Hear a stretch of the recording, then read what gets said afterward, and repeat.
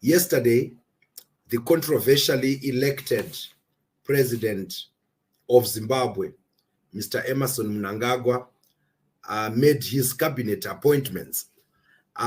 This he did despite the sword, so to speak, the sword of Damocles hanging over his head.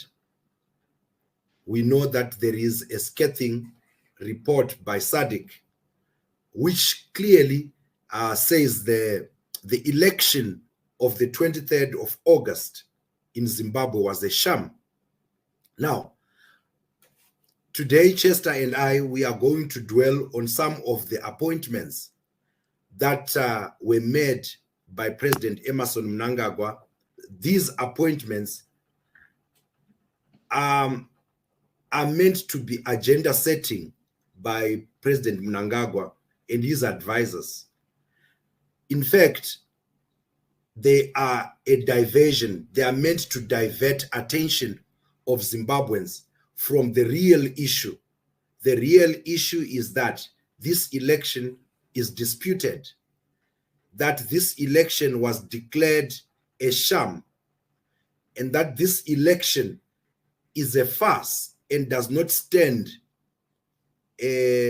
when put on the standards of the SADC guidelines on democratic elections. Issue number two, according to what we see in these appointments, you can see that President Mnangagwa is lining up his horses in preparation, of course, one may say, for his obvious exit. The man is 80 years old.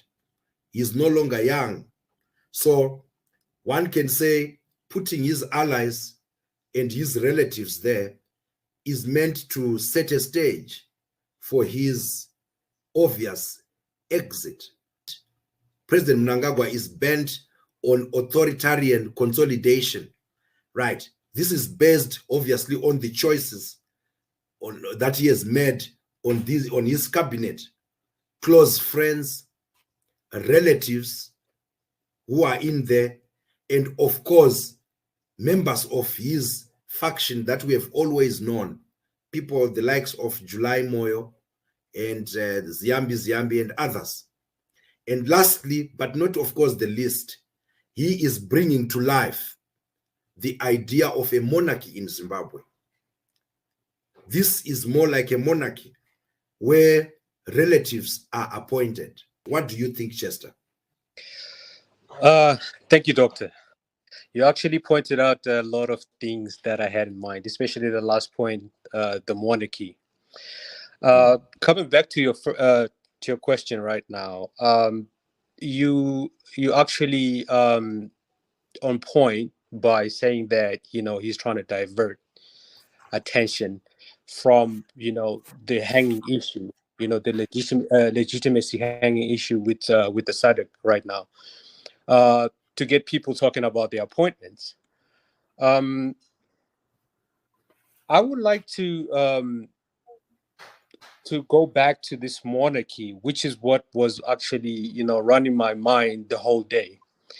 If you look at Zimbabwe, it's been an oligarchy. We've been ruled by a group of people, and then now it's moving towards a monarchy, just like you mentioned, because now he's busy appointing his children, especially his child David Mnangagwa, to a very important ministry. And that's giving Mutuli Ncube, even if in the public eye he will be the minister, but there's no way he's going to go against David on certain important issues. So it's obviously going to be Kuda David Mnangagwa running the show behind the scenes. So that's basically what's happening right now. And considering that Mnangagwa this is his last term, right? And remember, he has a son in the military as well, who he promoted some time ago to major. And since he's the commander-in-chief as well, that guy might be moved up to, to a lieutenant general or general. We never know, because he's actually setting up a platform where he's not going to be persecuted when he leaves office. Let's go to the real appointments. Let's start with Mthuli Ncube that you are talking about. He is a returnee. Why is Mthuli Ncube being returned to this important Ministry of Finance? What has he done in the last 5 years? What he has done is that he has presided over the worst performing economy in the world, with the worst performing currency. And one would wonder, what then is the purpose of returning him to the same ministry? And this time around, as you pointed out, deputized by the son of the president. And we all know the history of the son of the president, that during it's all in the public domain, that his company, during that time when the black market was at its peak, his company was known to be the one acquiring the bond notes from the Reserve Bank and trading them on the black market. And now he comes as deputizing the finance minister. One smells a rat, of course. Okay. Of course. I mean, let's just go through some of the appointments and probably get to look at what they mean. Okay. Let me start with let me highlight some few things, or if I may say, downlight. VP Chwenga is dropped as Minister of Health. While that is a welcome development because nothing has improved under his watch, Zimbabwe's health sector has experienced lack of the most basic medication, such as Panado, such as penicillin, which is needed for people in pain. Nothing has been done to improve the situation or the circumstance of women. The maternity wards, they are in short supply. In fact, statistics say the mortality rate, the maternal mortality rate at the moment is at its peak. So for me, while that is welcome, one will have to see what Dr. Mombeshora will do, the new appointee. But another loss, another one who was dropped from the cabinet is Maiseka Nzenza at industry. Obviously, under her, there is nothing to write home about industry because as at present, Zimbabwe, which used to be the hub of industry, is not performing at all. Right. Let's talk about the returnees. I'll give you an opportunity to comment, Chester. I've talked about Professor Mthuli Ncube, who is being rewarded for nothing. But another person that has been rewarded as a returnee is Kirsty Coventry. Kirsty Coventry has presided over a sport ministry that has gone down.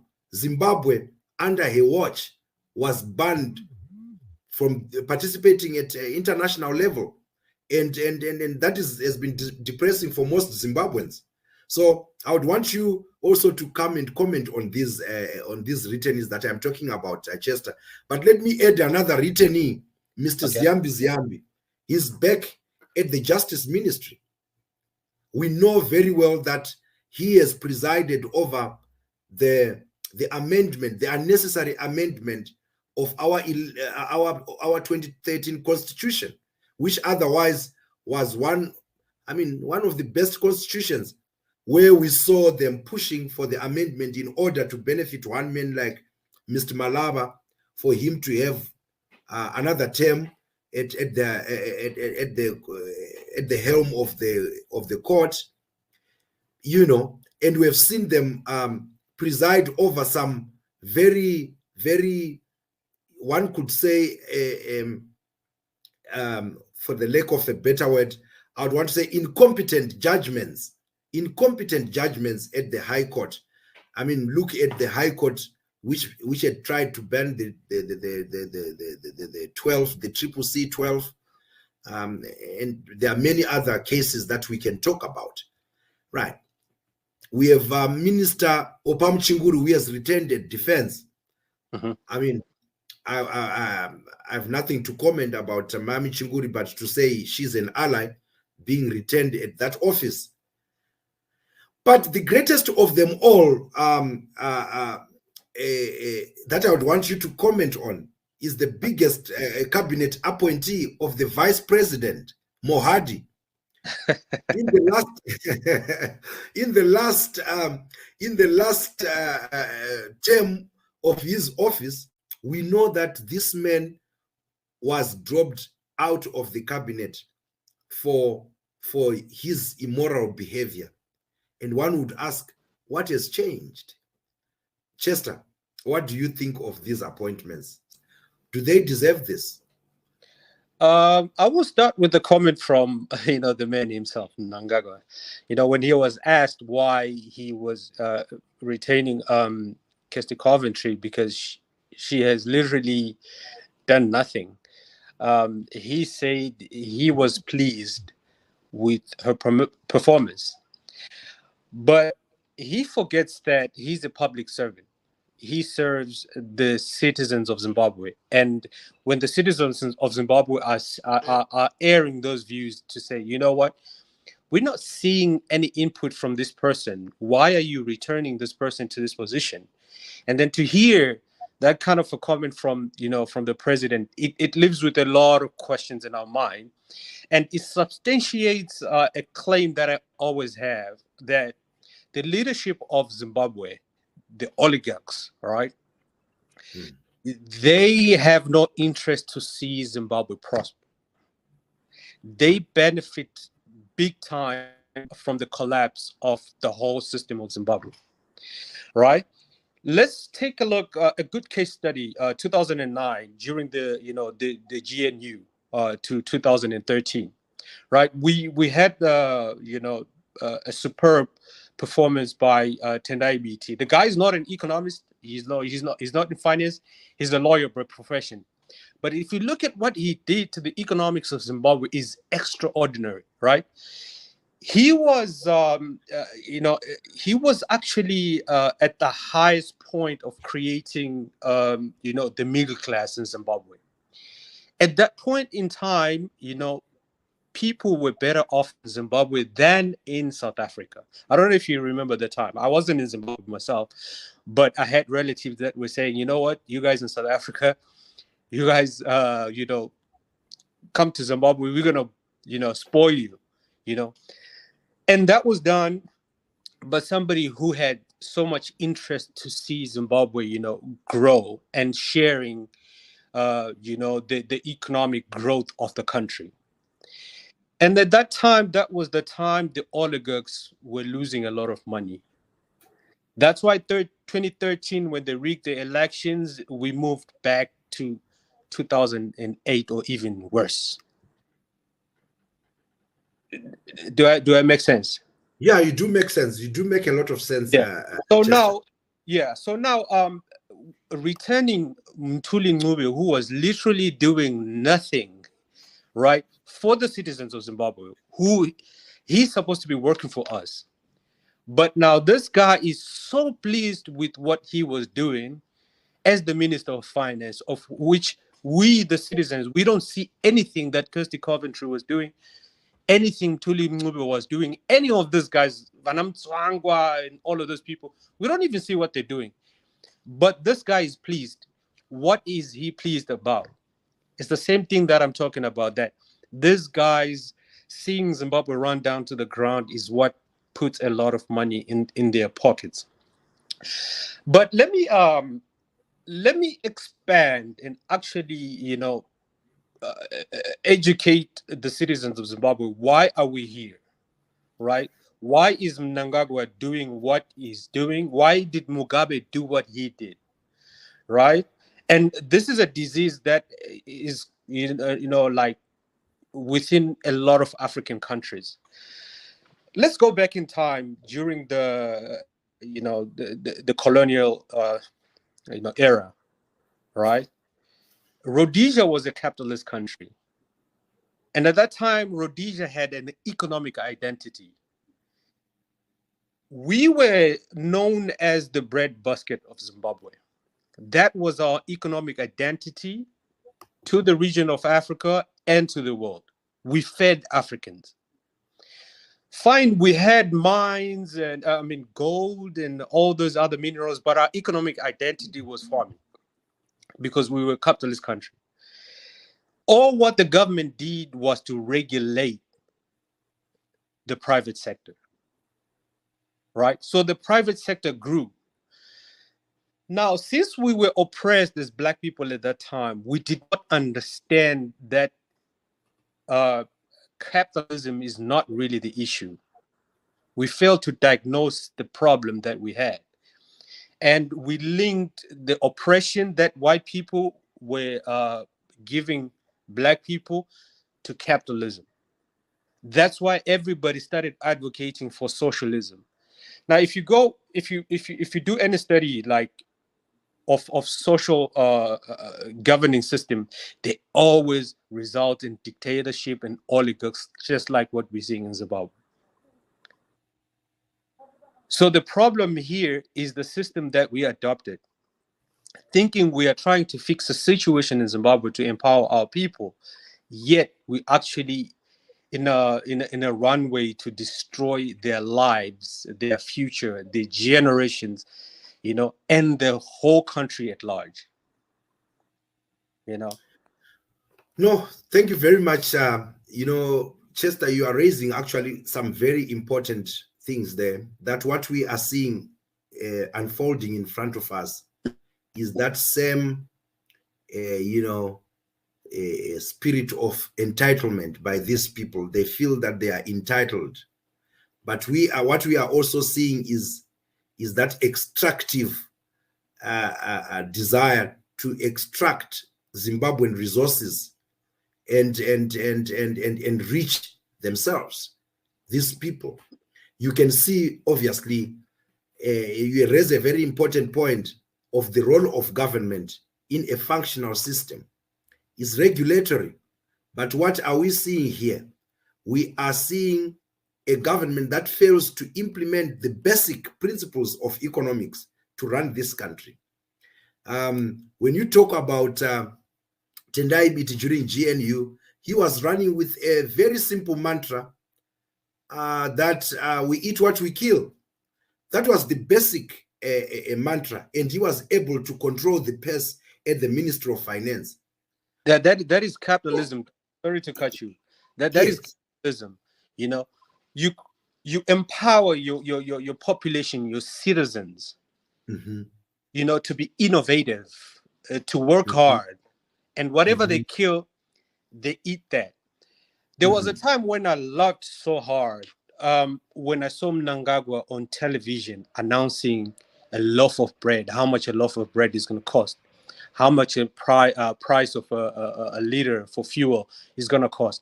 If you see a president doing that kind of a thing, just know that the whole economy is dead, because the markets are not commanded.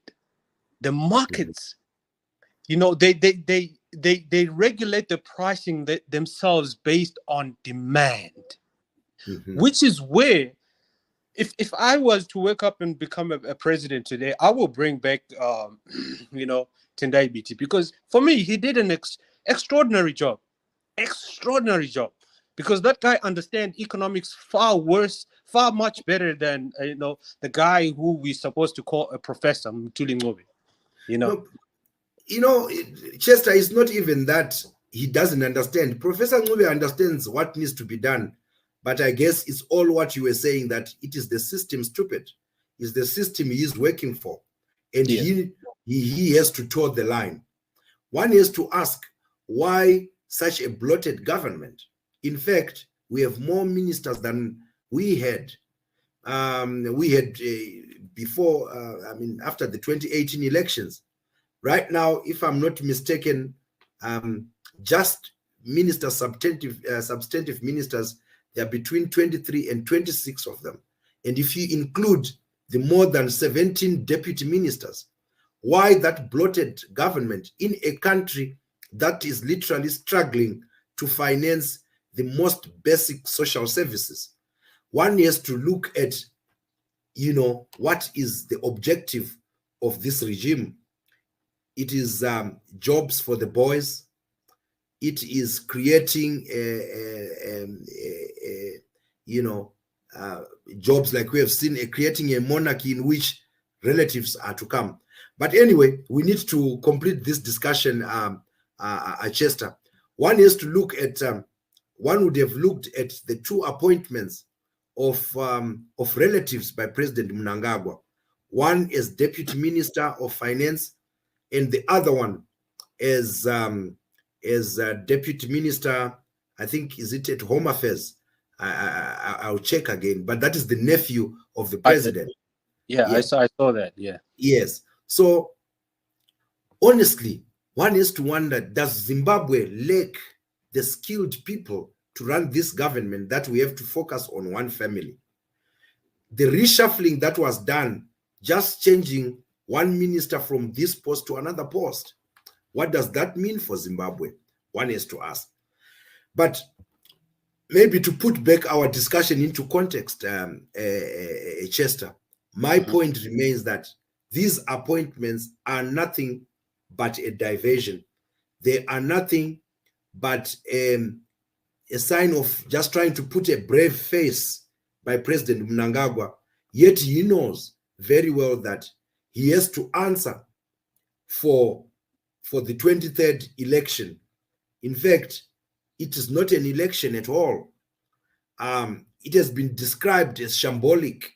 It has been described as not credible and not meeting the standards of what can be called an election. In fact, Sadiq was short of saying it is null and void. And now, I think rather than giving this a cabinet appointment some respect by discussing it, one should discuss about what is to happen from here when we go to the SADC summit, because definitely the SADC summit to discuss Zimbabwe is coming, and definitely these cabinet appointments by President Mnangagwa are not going to stand. And definitely I still maintain that there are two things that are going to happen. Is either there will be a discussion for a government of national unity, or definitely a rerun of this farce, which they are calling an election. What can you say in conclusion, Chester? Yeah. So yeah, you say it's his move is more of a diversion, and I can add on that his move is also trying to prove a point to his to his support base that, you know what, we've got this. This is our thing. Trying to to get all those people to rally behind him. But I think for me, he had. I mean, he could have given it a little bit of some time to accommodate 2 million people, right, on paper through voting for, President Chamisa, and the other, Zimbabweans that, that didn't have a chance to go and vote. Obviously, there's a lot of people that rally behind that man. So I think if he was so intelligent and had Zimbabwe, at the center of it all, he was supposed to wait and accommodate, dialogue or whatever outcome that's going to come from the dialogue. But from his conduct, you can clearly see that the man just does not care. All he wants is to just, give himself security, give his children security, make as much money as he can. Because I just saw that the other child, the twin guy, just bought a Rolls Royce, in the middle of all the storm, and somebody just buys a Rolls Royce. It gives a lot of questions to the citizens. What's happening here? Do you have us, at the center of it all, or you just have your children? And the other problem is the supporters, right? There's supporters that are supporting this kind of nonsense, because I saw a lot of people posting online, saying, oh, Kuda is qualified for the job. No, he's not qualified for the job. There's a lot of people that know finance. There's a lot of people that that can turn around the economy, not related to the president. But where are they? So this thing is not about him being qualified. It's about him being in a position of nothing to be questioned when they're doing illegal stuff, because the guy is in charge. Who's going to question if another 15 billion goes missing? Nobody.